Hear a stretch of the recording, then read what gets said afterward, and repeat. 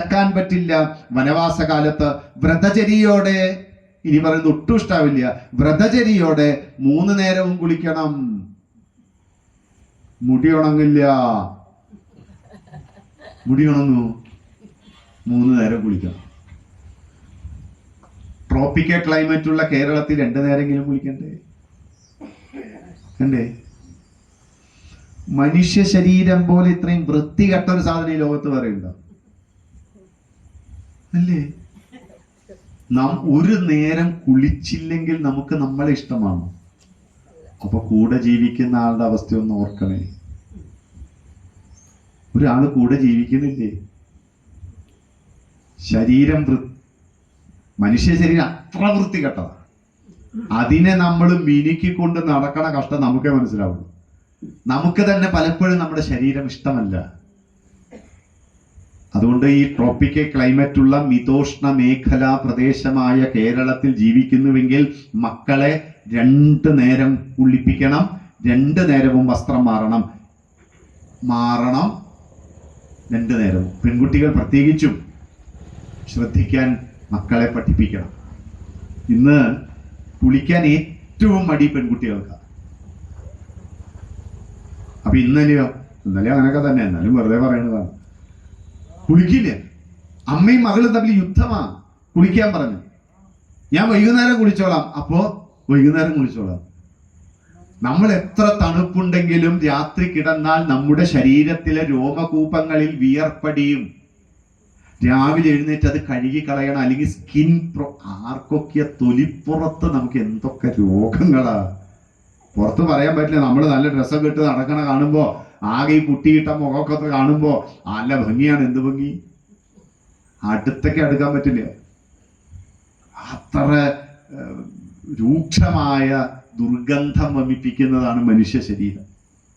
2 നേരം കുളിപ്പിക്കണേ മക്കളെ, നമ്മൾ കുളിക്കണേ. നിങ്ങൾ വിവാഹം കഴിച്ചിട്ടുണ്ടെങ്കിൽ 2-3 നേരമൊക്കെ ഒന്ന് കുളിക്കൂ. കൂടെ ഒരാളുണ്ടെന്നെങ്കിലും ഒന്ന് വിചാരിക്കൂ കേട്ടോ. നമ്മൾ ഈ ഡിവോഴ്സ് ഒക്കെ പറഞ്ഞു പോകുമ്പോൾ ഇന്നത്തെ കുട്ടികൾ ചേരില്ല. ചേരാത്തതിന് പല കാരണമുണ്ട്. ഒരെണ്ണം കുളിക്കില്ല. എന്ത് ചെയ്യാൻ പറ്റും? അപ്പൊ മുടിയായി, അത് വരും, മുടി ഇങ്ങനെ വരും. ഇപ്പൊ എന്താ പറയപ്പത്? എല്ലാം വേണം താനും, ഇത് വന്നിട്ട് പറ്റൂല. അതുകൊണ്ട് വ്രതചര്യയോടെ 3 നേരം കുളിക്കണം സീത. ചിലപ്പോൾ വളരെ കുറച്ച് ഭക്ഷണം മാത്രമേ ലഭിക്കൂ. കിട്ടുന്നത് കൊണ്ട് സംതൃപ്തിയോടുകൂടി ജീവിക്കാൻ പഠിക്കേണ്ടി വരും. ഇത്ര കാര്യങ്ങൾ വനചരന്മാരുടെ, വനവാസികളുടെ ധർമ്മമാണ് സീത. ഇത്രയും ചിന്തിച്ചാൽ അറിഞ്ഞുകൂടെ സീത കാനനവാസം എത്ര കഠിനമാണ് എന്നുള്ളത്. കാനനം നിറയെ, ഇനി രാമൻ 3ാമത്തെ ഭാഗം പറഞ്ഞു, കാനനം നിറയെ വഴിയിൽ നീണ്ടു ചുരുണ്ട് കിടക്കുന്ന വഴിമുടക്കികളായ മലമ്പാമ്പുകൾ കുറച്ചൊന്നുമല്ല സീത കാട്ടിൽ കാണുക. ഒരു ചെറിയ പഴുതാര പോയാൽ മതി 3 ദിവസത്തേക്ക് കാല് പൊക്കിയിരിക്കണം നമ്മൾ. ഒന്ന് ആലോചിച്ചു നോക്കൂ. മലമ്പാമ്പുകൾ, വഴിമുട്ടക്കി കിടക്കുന്ന മല പോലെയുള്ള പാമ്പുകൾ നിറച്ച് ഉഗ്രങ്ങളായ നിരവധി സർപ്പങ്ങൾ, പാറ്റ, തേൽ, പുഴു, കാട്ടീച്ച, കൊതുക് തുടങ്ങിയ ക്ഷുദ്ര ജീവികളുടെ ഉപദ്രവം വളരെയേറെ ഉണ്ടാകും. മൂർച്ചയേറിയ മുള്ളുകൾ, തടച്ചു നിൽക്കുന്ന ദർഭപ്പുല്ല്, ആറ്റുദർഭകൾ നിരവധിയുണ്ട്.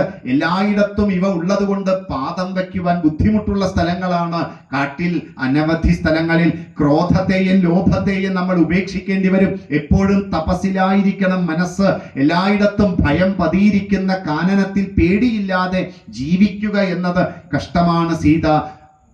ഇത്രയും ഓർത്താൽ അറിഞ്ഞുകൂടെ സീത കാനനവാസം ദുഷ്കരമാണെന്ന്. ഇങ്ങനെ ഉണ്ടല്ലോ.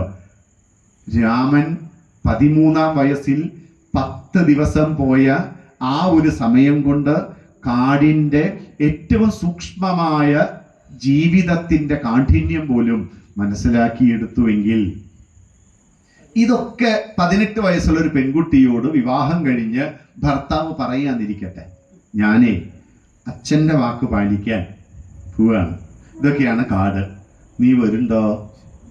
ഇന്നൊരു 18 വയസ്സുകാരി എന്തായിരിക്കും പറയുക?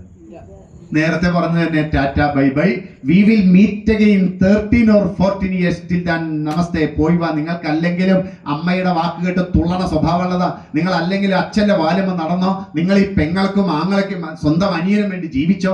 എന്നെ പറ്റി നിങ്ങൾ ഒന്നും ചിന്തിക്കേണ്ട, അല്ലെങ്കിൽ എന്നെ പറ്റി ചിന്തിക്കാറുണ്ടോ? നിങ്ങൾ പോയി നിങ്ങളുടെ പണി നോക്ക് മനുഷ്യ, ഞാൻ വേറെ പണി നോക്ക്. ഇങ്ങനെയൊക്കെ പറഞ്ഞുകൂടായിരുന്നോ ഇവിടെ പറയില്ല, നിങ്ങൾ എൻ്റെ നാട്ടിൽ വാ, അവിടെ അതന്നെ കേൾക്കും. നിങ്ങളെ കണ്ടാലറിയാം നല്ല ആളുകൾ, സുന്ദരമായി സംസാരിക്കുന്നവർ, നിങ്ങൾ ഇങ്ങനെ പറയില്ല. പക്ഷേ എൻ്റെ നാട്ടിൽ ഒരു 18 വയസ്സുകാരി പറയാൻ സാധ്യതയുണ്ട്, നിങ്ങൾ ഇങ്ങനെ വീട്ടുകാരുടെ താളത്തിനൊത്ത് തുള്ളിത്തുള്ളി നടന്നോളൂ എന്നൊക്കെ പറയുമായിരിക്കും. പക്ഷെ സീത പറഞ്ഞു, പ്രഭു, അങ്ങയുടെ കാരുണ്യം എൻ്റെ ഉള്ളിൽ നിറയെ ഉള്ളിടത്തോളം അങ്ങ് പറഞ്ഞ ദുഃഖങ്ങളെല്ലാം എനിക്ക് സുഖദായകമാണ്. അങ്ങ് പറഞ്ഞ ഉഗ്രസിംഹങ്ങളും മതഗജങ്ങളും മാനുകളും പുലികളും ക്രൂരമായ പക്ഷികളും തുടങ്ങി ദുഷ്ടജീവികളെല്ലാം അങ്ങയുടെ ദിവ്യ കളേവരം കാണുന്ന സമയത്ത് ഭയന്നോടി ഒളിക്കുകയില്ലേ രാമ? അങ്ങയെ കണ്ട ഏത് ജീവിയെ നിലനിൽക്കുക? അങ്ങയുടെ സുന്ദരമായ ദിവ്യ കളേവരം അത് കണ്ടാൽ, സുന്ദരഗാത്രം അത് കണ്ടാൽ ഏത് ജീവിയെ നിലനിൽക്കുക? പിതാവിന്റെ നിർദ്ദേശം പൂർണ്ണമാകണമെങ്കിൽ ഞാനും അങ്ങയെ അനുഗമിക്കണം. അങ്ങ് വേർപിരിഞ്ഞാൽ എൻ്റെ ജീവൻ നഷ്ടപ്പെടും. ഇവരൊക്കെ ഇതിന് നാമജപ്പെട്ടോ. രാമൻ പോയാൽ ഞാൻ മരിക്കും, സീത പോയാൽ ഞാൻ മരിക്കും, അങ്ങ് പോയാൽ ഞാൻ മരിക്കും, ലക്ഷ്മണൻ പറയുന്നത് ചേട്ടൻ പോയാൽ ഞാൻ മരിക്കും. ഇത് അങ്ങനെ തന്നെ അവരുടെ ജീവിതമൊക്കെ. എന്തായാലും നാമജപം കൊണ്ട് ഗുണമുണ്ടാവും എന്നുള്ളത് ഉറപ്പ്. നമ്മൾ എന്ത് ജപിക്കണോ യത് ഭാവോ തത് ഭവതി. നമ്മുടെ ഉള്ളമെന്തോ അതന്നെ നമുക്ക് വന്നു ചേരും. നമ്മൾ വിട്ടുപിരിയില്ല, ആ കാര്യത്തിൽ ഉറപ്പ്. ഉള്ളിൽ നല്ലത് നല്ലത് സങ്കല്പിച്ചോളൂ. അതാണ് നമ്മൾ പറയുന്ന ഈ അഫർമേഷൻ. നമ്മൾ കൊടുക്കുന്ന ഈ കാര്യങ്ങളാണ് എല്ലാം നമുക്ക് സംഭവിച്ചുകൊണ്ടിരിക്കുന്നത്. അതുകൊണ്ട് അങ്ങ് സമീപത്തുണ്ടെങ്കിൽ അതിശക്തനായ ഇന്ദ്രൻ വജ്രായുധമെടുത്ത് നമ്മളെ ആക്രമിക്കാൻ വന്നാൽ പോലും രക്ഷപ്പെടുമെന്ന് എനിക്ക് ഉറപ്പാണ്. അതുകൊണ്ട് ഭർത്താവില്ലാതെ എങ്ങനെയാണ് കുലീനയായ ഒരു സ്ത്രീ ജീവിക്കുക? മാത്രമല്ല, പണ്ട് പിതൃഭവനത്തിൽ വെച്ച് ഒരു ബ്രാഹ്മണൻ എൻ്റെ ലക്ഷണം നോക്കി പറഞ്ഞപ്പോൾ എനിക്ക് വനവാസത്തെ പറ്റി പറഞ്ഞത് ഞാനിപ്പോൾ ഓർക്കുകയാണ്. അപ്പോൾ ആ ബ്രാഹ്മണ ശ്രേഷ്ഠന്റെ വാക്കുകൾ വെറുതെയാകാൻ പാടില്ലല്ലോ രാമ. മാത്രമല്ല, വിവാഹത്തിന് മുൻപ് ഞാൻ അമ്മയുടെ അടുത്തിരുന്നപ്പോൾ ഒരു ഭിക്ഷുകി പല ഭിക്ഷയും ചോദിച്ച് എൻ്റെ വീട്ടിലേക്ക്, കൊട്ടാരത്തിലേക്ക് പലരും വരുന്നുണ്ട്. ഞാൻ അമ്മയുമായി സംസാരിച്ചിരുന്നപ്പോൾ ഒരു ഭിക്ഷുകി വന്ന് എൻ്റെ കൈ നോക്കിയിരുന്നു. കൈ നോക്കിക്കൊണ്ട് അവർ പറഞ്ഞു, എനിക്ക് കാനനവാസത്തിന് യോഗമുണ്ടെന്ന്. അപ്പോൾ ആ വാക്കും അത് സത്യമാകണ്ടേ രാമ? ഈ തപസ്വികൾ അത് പറഞ്ഞിട്ടുണ്ടെങ്കിൽ അത് സത്യമാണ്. മാത്രമല്ല, ഞാൻ അങ്ങയോട് എത്ര തവണ പറഞ്ഞിട്ടുണ്ട്, നമുക്ക് ആ കാട്ടിലൊക്കെ പോയി അവിടുത്തെ പ്രകൃതി സൗന്ദര്യം നമുക്കൊരുമിച്ച് കാണണമെന്ന്. നമുക്കൊരുമിച്ച്, അല്ലാണ്ട് മിഥുന സിനിമയിൽ മോഹൻലാൽ പോണ പോലെയല്ല അല്ലേ? ആ ഒരു വല്ലാത്ത ദുർവോക്കാണ് അത്. അങ്ങ് എൻ്റെ ഈശ്വരനാണ് ഭഗവാനെ, നമുക്കൊരുമിച്ച് ആ കാനനത്തിൽ ജീവിക്കാം. ഈ ധർമ്മം ആലോചിച്ചാൽ അങ്ങ് എന്നെ കൊണ്ടുപോകാതെ എങ്ങനെ പറ്റും? രാമൻ ധർമ്മത്തെ പറ്റി പറഞ്ഞ സീതയും ധർമ്മത്തെ പറ്റി പറയും. സദ്വൃത്തയും സാധ്യമായ എന്നെ അങ്ങ് ഒപ്പമിരുന്ന് സുഖദുഃഖങ്ങളൊക്കെ അനുഭവിക്കാൻ എനിക്ക് അവസരം തരൂ രാമ. ദുഃഖിതയായി ഭക്തയെ കൊണ്ടുപോകൂ രാമ. അങ്ങേക്കുണ്ടാകുന്ന സകല ദുഃഖങ്ങളും എനിക്ക് കൂടി ഉണ്ടാകുന്ന ദുഃഖമല്ലേ രാമ? അഴലാഴിയിൽ പതിച്ച ഈ ഭക്തയെ അങ്ങ് കൊണ്ടുപോണേ രാമ. ഇത്രയൊന്നും കേട്ടിട്ടും രാമ സമ്മതിച്ചില്ല. രാമൻ പറഞ്ഞു, വരാൻ പറ്റില്ല. കൊണ്ടുപോകാൻ അനുവാദം തരാതിരുന്ന തന്റെ ഭർത്താവിന്റെ മുഖത്ത് നോക്കി ആക്ഷേപസ്വരത്തിൽ സീതാദേവി പറയുന്ന വാക്കുണ്ട്, എൻ്റെ അച്ഛൻ. സീത കടന്നുപോയി ഭർത്താവിനോട് പറയുന്ന രംഗങ്ങളാണ്, പറയണ വാക്കുകൾ നോക്കൂ. എൻ്റെ അച്ഛൻ, മിഥിലാധിപതിയായ എൻ്റെ ജനകൻ, തനിക്ക് കിട്ടിയ ജാമാതാവ്, മകളുടെ ഭർത്താവ് പുരുഷ രൂപത്തിലുള്ള ഒരു സ്ത്രീയാണെന്ന് വിചാരിക്കും രാമ. അതിന്റെ അർത്ഥം നമ്മൾ പറയണത് തന്നെയാണ്. നിങ്ങളൊരാണാണോ എന്ന് ചോദിച്ചില്ലേ? അതിനെയാ ചോദിച്ച. സീത പറയുമ്പോൾ അതിനൊരു സഭ്യത ഉണ്ടാവും, നമുക്ക് പോലും മനസ്സിലാവില്ല. ആൺവേഷം കെട്ടിയ ഒരു പെണ്ണിനാണ് എന്നെ വിവാഹം ചെയ്ത് തന്നതെന്നറിഞ്ഞാൽ ജനകനെ നാണാവൂട്ടോന്ന്. ഞാൻ ഇത്രയൊക്കെ പറഞ്ഞിട്ടും അങ്ങ് ധർമ്മം പറഞ്ഞു, ഞാനും ധർമ്മം പറഞ്ഞു. ധർമ്മത്തിന്റെ അടിസ്ഥാനത്തിൽ നമുക്ക് രണ്ടുപേർക്കും ഒരേ കാര്യമാണ് ചെയ്യാനുള്ളതെന്ന് പറഞ്ഞു. എന്നിട്ടും അങ്ങേക്ക് മനസ്സിലായില്ല.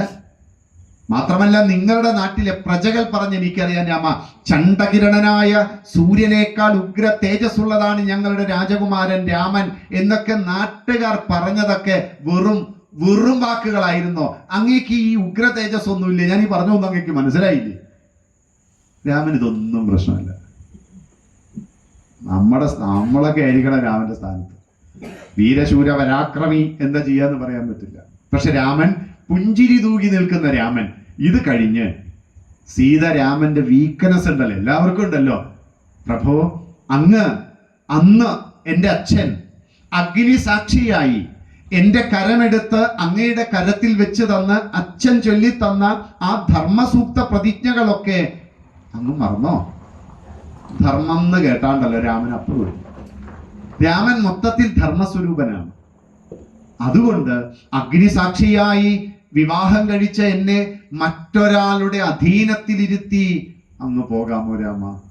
അത് കേട്ടതോടുകൂടി സീത എനിക്ക് എന്ത് കിട്ടിയാലും മതി എന്നൊക്കെ പറഞ്ഞ് നീണ്ട 14 വർഷം ഈ വേർപാടൊന്ന് സഹിക്കാൻ എനിക്ക് പറ്റില്ല, ഇത്രയും പറഞ്ഞ് ദുഃഖത്താൽ വിവശയായി തീർന്ന സീതാദേവി കരഞ്ഞുകൊണ്ട് തൻ്റെ ഭർത്താവിനെ ഗാഠാലിംഗനം ചെയ്ത് ഉറക്ക കരയുവാൻ തുടങ്ങി.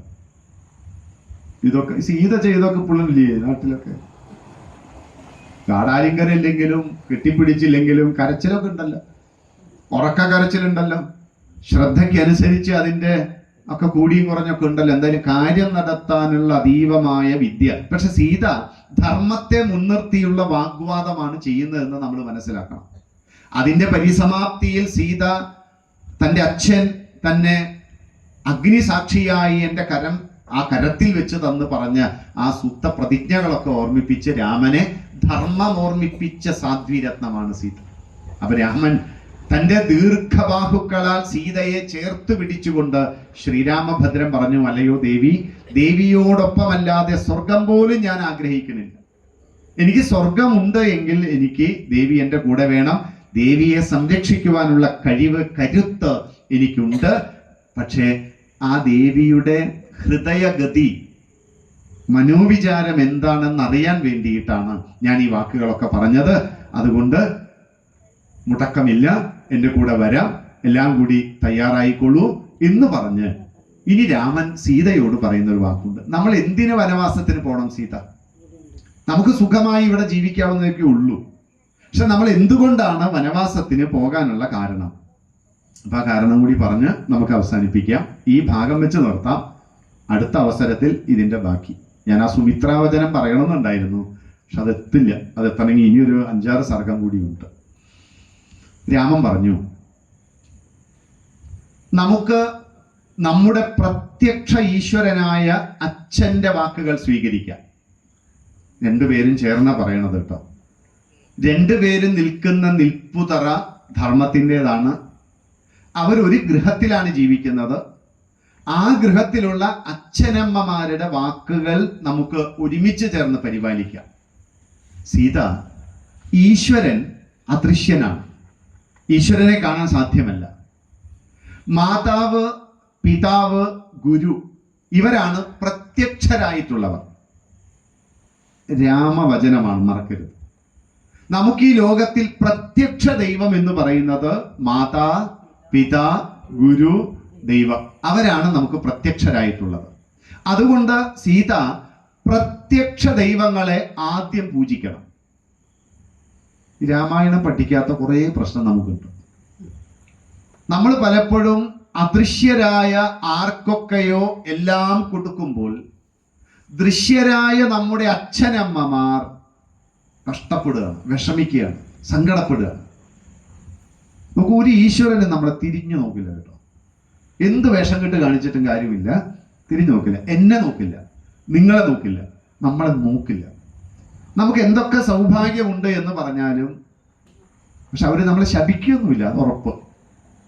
അമ്മയും അച്ഛനും അത് ചെയ്യില്ല. പക്ഷെ അവരുടെ ഒരു വിഷമം ഉണ്ടല്ലോ, ആ വിഷമം മതി നമ്മളിൽ ഒരു അസ്വസ്ഥത, പല പല അകാരണമായ വിഷമങ്ങളൊക്കെ നമ്മളിൽ ഉണ്ടാവാൻ. അതുകൊണ്ട് സീത, പ്രത്യക്ഷ ദൈവങ്ങളെ പൂജിച്ചതിന് ശേഷമേ മറ്റെന്തും നമ്മൾ ചെയ്യേണ്ടു. 3 ലോകങ്ങൾക്കും തുല്യരായിട്ടുള്ളവരാണ് അച്ഛനും അമ്മയും ഗുരുവും. ഇന്ന് വരെ അവർക്ക് തുല്യം പരിശുദ്ധരായ ആരും ഉണ്ടായിട്ടില്ല. രാമന്റെ വാക്കാണേ, അവർക്ക് തുല്യം പരിശുദ്ധരായ ആരും ഉണ്ടായിട്ടില്ല, ഇനി ഉണ്ടാകുന്നതുമല്ല. നമുക്ക് ജന്മം തന്ന നമ്മുടെ അച്ഛനമ്മമാരോട് നമുക്കൊരു കടമുണ്ട്, ഋണമുണ്ട്. അത് പിതൃഋണമാണ്. പിതൃ ശബ്ദം, മാതൃ, പിതൃ രണ്ടും, അച്ഛൻ, അമ്മ, ഇത് രണ്ടും ചേർത്താണ് പിതൃക്കൾ എന്ന് നമ്മൾ വിളിക്കുന്നത്. അതിനൊരു വലിയ പരമ്പരയുണ്ട്. അങ്ങനെയുള്ള ദേവ ഗന്ധർവ സദൃശ്യമായ ദേവലോകം വേണോ സീത? ബ്രഹ്മലോകം വേണോ സീത?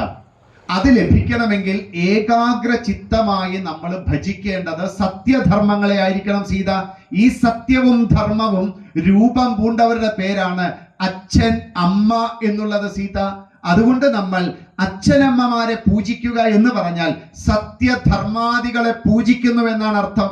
അതുകൊണ്ട് നമുക്ക് അച്ഛന്റെ വാക്ക് സ്വീകരിച്ചുകൊണ്ട് നമുക്ക് വനവാസത്തിന് പോകാം.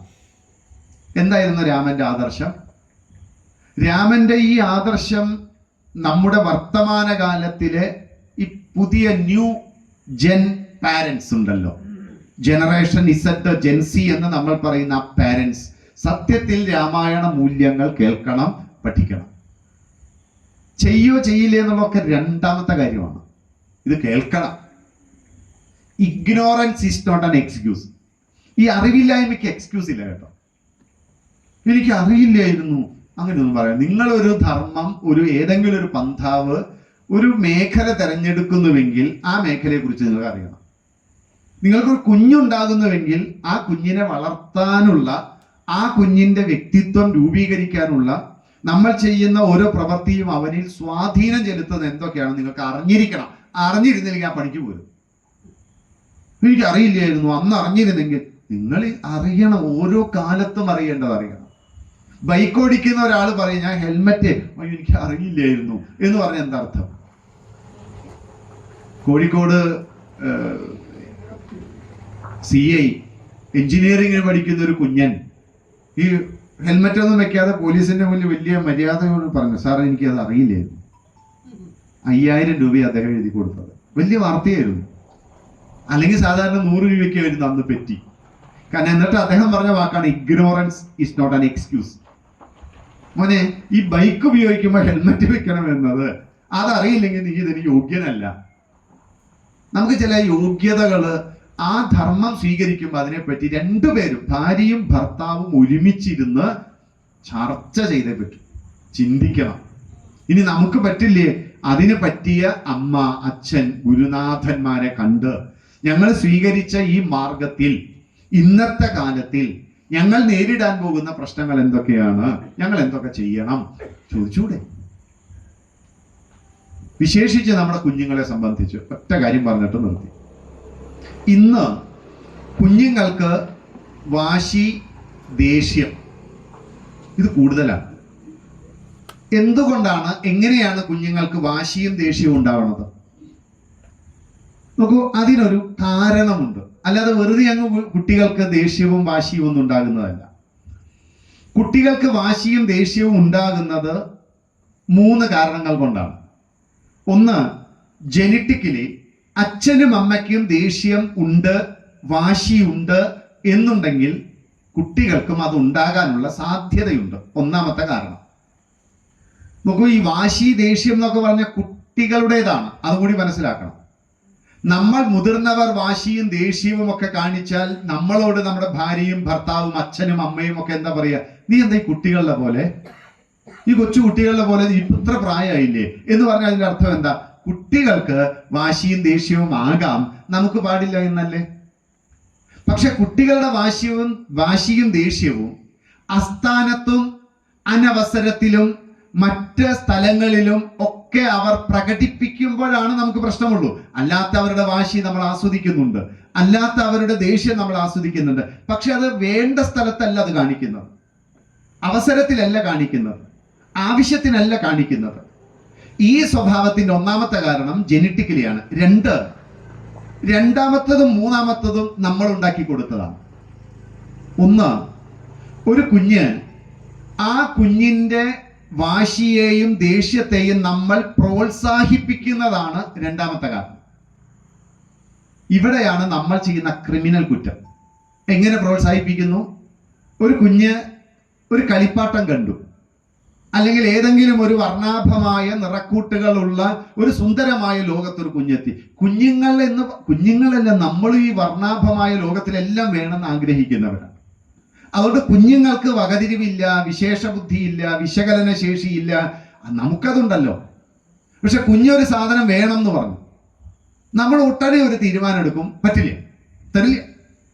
ഉടനെ കുഞ്ഞ് അവിടെ കിടന്ന് അല്ലെങ്കിൽ അവിടെ നിന്ന് വിചിത്രമായ ശബ്ദത്തിൽ കരയും. കരയുമ്പോൾ നമ്മൾ ചുറ്റും നോക്കും. ആളുകളൊക്കെ നമ്മളെ ശ്രദ്ധിക്കുന്നു. നമുക്കിടയിൽ ഒരു വിഷമം വരും. ഞാനൊരു മോശം പാരന്റാന്ന് വിചാരിക്കൂ, ആളുകൾ എന്നെ കളിയാക്കുമോ, എൻ്റെ വില പോകുമോ? ആ കരയണ്ട വാങ്ങിത്തരാം. ഓക്കെ,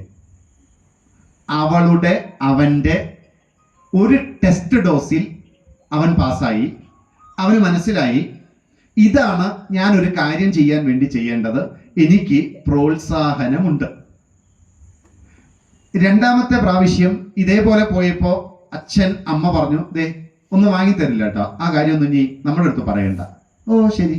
അവൻ അവിടെ ചെന്നു, വാശി പിടിച്ച് വിചിത്ര ശബ്ദത്തിൽ കരഞ്ഞു. അച്ഛൻ പറഞ്ഞു, അമ്മ പറഞ്ഞു, നടക്കില്ല.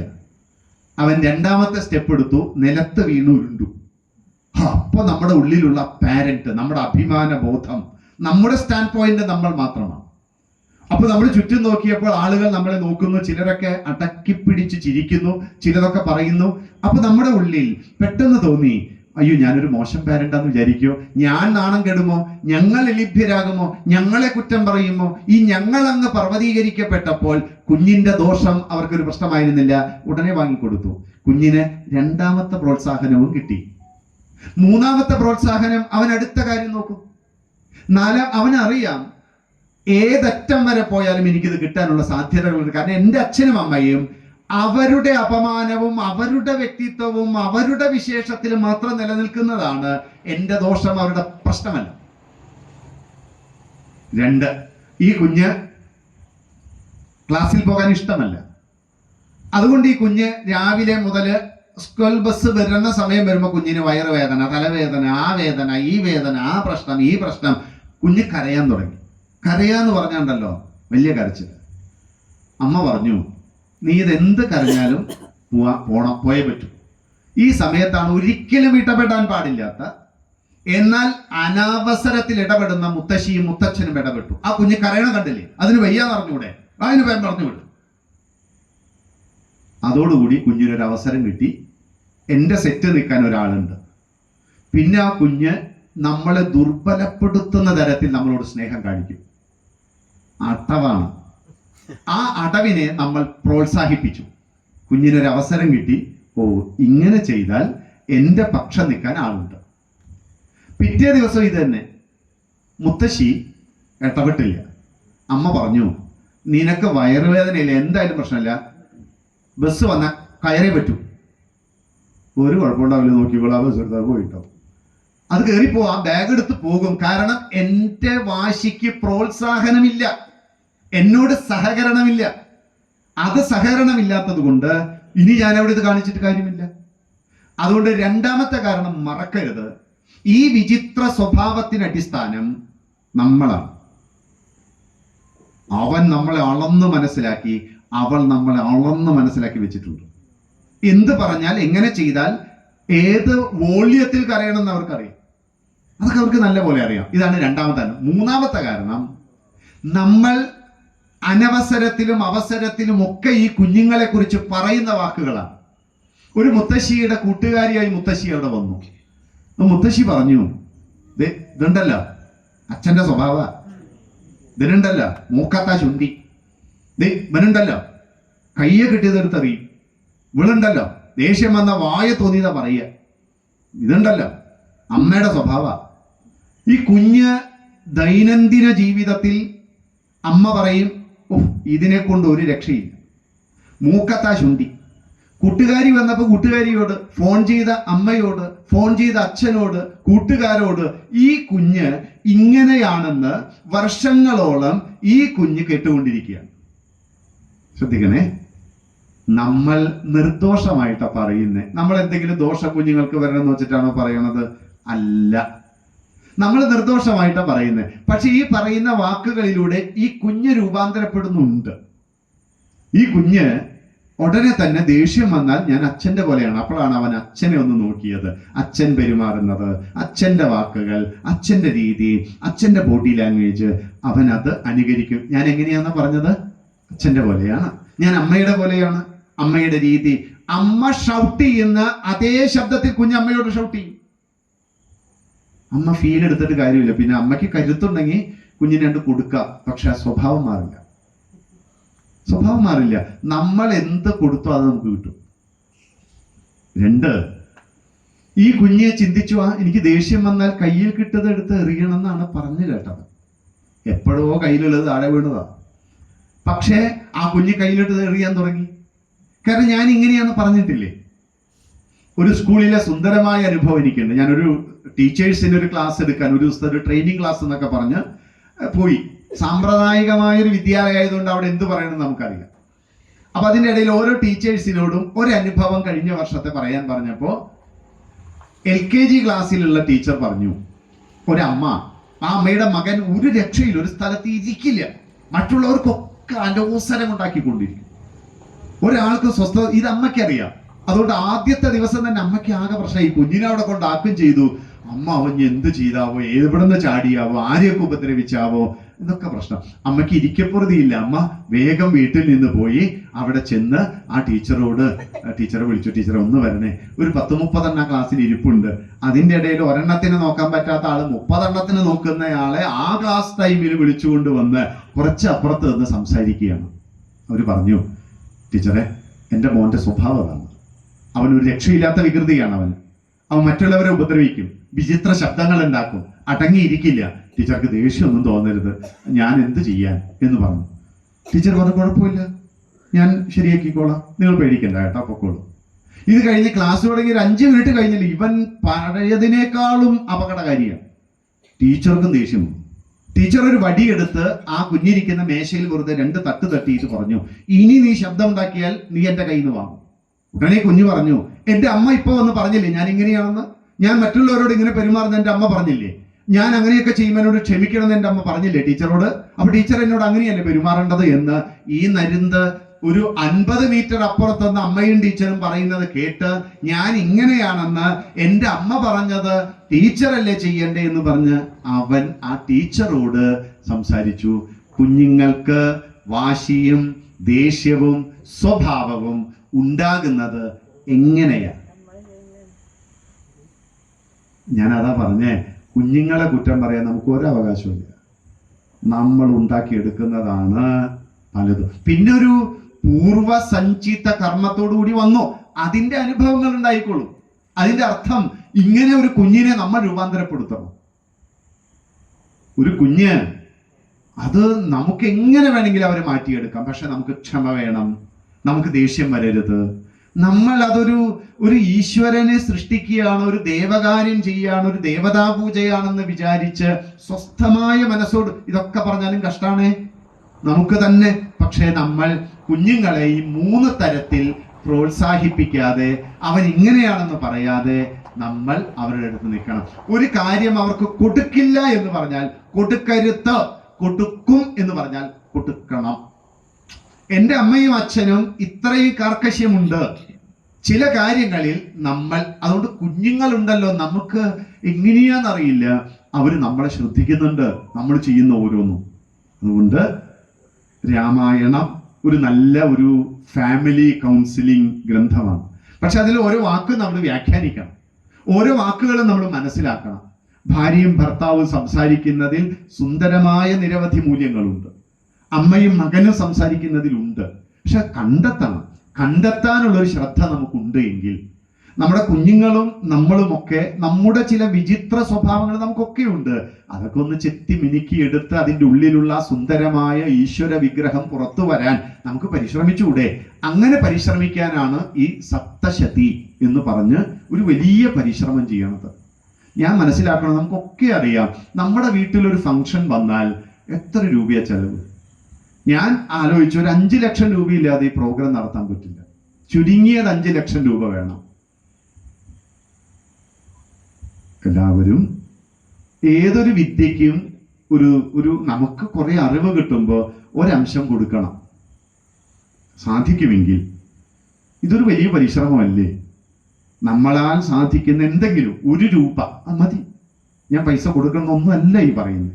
പക്ഷെ ഇത്രയും വലിയൊരു പരിശ്രമം ഒരു 70 ദിവസം ദീർഘമായി നടക്കുന്ന ഒരു കാര്യത്തിൽ നമ്മുടെ ജീവിതത്തിൽ നമുക്ക് എന്തെങ്കിലും ഒരു ഗുണം കിട്ടുമെങ്കിൽ നമ്മൾ ഇത്തരം ഒരു സംവിധാനത്തിനോട് ചേർന്ന് നിൽക്കണം. ഇത് നമ്മുടെ ധർമ്മമാണ്. ഈ ധർമ്മം പറയട്ടെ, ചിലപ്പോൾ നമുക്ക് അറിയുന്നത് തന്നെയായിരിക്കും. ചിലപ്പോൾ നമ്മൾ ആ സമയത്ത് കേൾക്കുമ്പോൾ ചിലപ്പോൾ നമ്മൾ അറിയാതെ നമ്മളിലും കുറെ മാറ്റങ്ങളൊക്കെ വരും. അതിന് എല്ലാവരും ചേർന്ന് തന്നെ ചെയ്യണം. ചിലപ്പോൾ ഒരാളുടെ പരിശ്രമമായിരിക്കാം, ആ പരിശ്രമത്തിനൊരു ചേർന്ന് നിൽക്കുക. ഈ പുട്ടിന് സ്വാദ് കിട്ടുന്നത് തേങ്ങ ചേർക്കുമ്പോഴാണ്. അതുപോലെ നമുക്ക് നമ്മുടേതായ എന്തെങ്കിലും ഒരു ചെറിയ ഒരു സഹായം, അത് പലതരത്തിലാണ്. ചിലപ്പോൾ കസേരകൾ നിരത്തിയിടാൻ കുറച്ച് നേരത്തെ വന്ന് എല്ലാം ഭംഗിയാക്കി ചെയ്യുക, അത് ചെയ്യുക, ഇത് ചെയ്യുക. നമുക്ക് എന്തൊക്കെ ചെയ്യാൻ പറ്റും. ഈ കറൻസി മാത്രമല്ല, മനസ്സ് എന്ന് പറഞ്ഞൊരു കാര്യമുണ്ട്. നമ്മളും കുറെ ആളുകളെയൊക്കെ വിളിച്ചു വരുത്തി ഇത് കേൾപ്പിക്കുക, അതിനൊക്കെ നമുക്ക് സാധിക്കണം. നമ്മുടെ ഒരു ബന്ധുത്വം, സ്നേഹം വർദ്ധിക്കണം. നമുക്കിടയിൽ ഈ രാഷ്ട്രീയം, അതിൻ്റെ ഒന്നും വേർതിരിവുണ്ടാവരുത്. നമ്മൾ ഈ സനാതന ധർമ്മികളാണ്. ഈ സനാതന മൂല്യങ്ങൾ നിലനിൽക്കണം. നമുക്ക് സ്വസ്ഥമാകണം, സുന്ദരമായിരിക്കണം. നമ്മുടെ നാട് സമാധാനപൂർവമായിരിക്കണം. നമ്മുടെ നാട്ടിൽ പൗരനെ കാണണം. ജാതി, മത, രാഷ്ട്രീയ ഇതൊന്നുമില്ല. നമ്മൾ ഒന്നാണ്. നമുക്കിടയിൽ ജാതിയോ ഉപജാതിയോ സമ്പ്രദായങ്ങളോ ഇല്ല. നമ്മൾ ഒന്നാണ്. ഒരേ രീതിയിൽ സ്നേഹിച്ചും സഹകരിച്ചും നമുക്ക് ജീവിക്കണം. നമുക്ക് സർവത്ര മംഗളം വരണം. ഇതാണ് 7 ദിവസം രാമായണം എന്ന് പറയുന്ന ആ ഗ്രന്ഥത്തെ അടിസ്ഥാനപ്പെടുത്തി 30 സർഗാണ് പറഞ്ഞത്. അയോധ്യാകാന്ഡം 120 സർഗുണ്ട്, 119 ബാക്കി അടുത്തുണ്ട്. അപ്പൊ നമുക്ക് ബാക്കിയുള്ളത് പറഞ്ഞ് ആരണ്യകാന്ഡമൊക്കെ തുടങ്ങാൻ പറ്റുകയാണെങ്കിൽ അങ്ങനെ നമുക്ക് ചെയ്യാൻ പറ്റും. ഏതായാലും കേട്ട ഈ 30 സർഗം, ബാലകാന്ഡത്തിലെ കുറെ കാര്യങ്ങൾ 2 ദിവസം പറഞ്ഞത് കൊണ്ട് കൂടിയിട്ടാണ് ഇത്ര ആയത്. എന്നാലും അതിനെക്കുറിച്ചും കൂടി ഒരു ധാരണ വേണമല്ലോ. അപ്പൊ കേട്ടിരുന്ന ഈ 7 ദിവസവും നമ്മളെ പ്രോത്സാഹിപ്പിച്ച നല്ലവരായിട്ടുള്ള എല്ലാവർക്കും നല്ലത് വരട്ടെ. ഈശ്വരൻ നമുക്ക് എന്തൊക്കെയാ തരുന്നതെന്ന് നമുക്കറിയില്ല. 2 കൈനീട്ടി സ്വീകരിച്ചോളൂ. കിട്ടുന്നതെല്ലാം അനുഗ്രഹം എന്ന് വിചാരിച്ചോളൂ. പറയാൻ എളുപ്പമാണെന്ന് എനിക്കും അറിയാം, നിങ്ങൾക്കും അറിയാം. പക്ഷെ ഈ ഒരു മാനസികാവസ്ഥ നമുക്ക് ചിലപ്പോൾ അനുഗ്രഹിക്കും, ചിലപ്പോൾ തരാതെ അനുഗ്രഹിക്കും. 2 അനുഗ്രഹമാണ്. ഉള്ളതിനെ നല്ല പോലെ ആസ്വദിക്കുക, അനുഭവിക്കുക. ഇന്നത്തെ ജീവിതം, ഇന്നത്തെ സ്വർഗം അത് സുന്ദരമാക്കുക. നാളെയും നമുക്ക് ഒരു സ്വർഗവും സന്തോഷമൊക്കെ ഉണ്ടാവും. നമ്മുടെ മനസ്സും നമ്മുടെ കർമ്മങ്ങളും ഒക്കെ അതിനനുസരിച്ച് ബോധപൂർവം മാറ്റാൻ നമുക്ക് പറ്റിയാൽ ഞാനും നിങ്ങളും നമ്മളും ഒക്കെ സന്തോഷത്തോടു കൂടിയിരിക്കും. മിതവ്യയം, ആവശ്യത്തിന് ചെലവഴിച്ച് ആവശ്യത്തിന് നമ്മുടെ സൗകര്യങ്ങളൊക്കെ എല്ലാം വേണം കേട്ടോ. ഇതിൻ്റെ അർത്ഥം പിശുക്കുന്നല്ല. പക്ഷെ നമ്മുടെ ജീവിതത്തിലെ ഒരു സമയനിഷ്ഠ, ഒരു വൃത്തി, ഇതൊക്കെ നമ്മൾ ഉണ്ടാക്കിയെടുക്കുക. എല്ലാം നല്ല ഭംഗിയായിട്ട് കുടുംബം എന്ന നിലയിൽ നമ്മൾ ഒരുമിച്ച് പോകണം, നന്നായിരിക്കണം. എല്ലാവർക്കും നല്ലത് വരട്ടെ. വീണ്ടും പറയണു, 5-ാം തീയതി ചിദാനന്ദപുരി സ്വാമികളുണ്ട്. അച്ഛനമ്മമാര് മക്കളെ കൊണ്ടുവന്ന് സ്വാമിജിക്ക് ഒരു ദക്ഷിണയൊക്കെ കൊടുപ്പിക്കണം, അല്ലെങ്കിൽ ആ പാദം തൊട്ടൊന്ന് വന്ദിക്കണം. അതൊന്ന് തൊടുക എന്നുള്ളത് സുഹൃതാന്ന് വിചാരിക്കണം. നമുക്ക് ചിന്തിക്കാൻ പോലും പറ്റാത്ത അത്രയും തപസ്സിന്റെ ഒരു ബലം സ്വാമിജിക്കുണ്ട്. ഞാൻ വന്ന എല്ലാവരും അങ്ങനെയാണ്, ഒക്കെ എല്ലാവരും. പക്ഷെ സ്വാമിജിയെ കുറച്ചും കൂടിയും നമ്മൾ അതുകൊണ്ട് മക്കളെ കൊണ്ടുവന്ന് ആ അനുഗ്രഹം സ്വാമിജിയുടെ വാങ്ങിപ്പിക്കണം. അതിന് നമുക്ക് സാധിക്കണം. എല്ലാ ദിവസവും സമയത്തിന് വരണം, കൂടി നിൽക്കണം, ഒരുമിച്ച് നിൽക്കണം. ഇത് സമ്പൂർണ്ണ വിജയമാകട്ടെ എന്ന് പ്രാർത്ഥിക്കുന്നു. നന്ദി, നമസ്കാരം.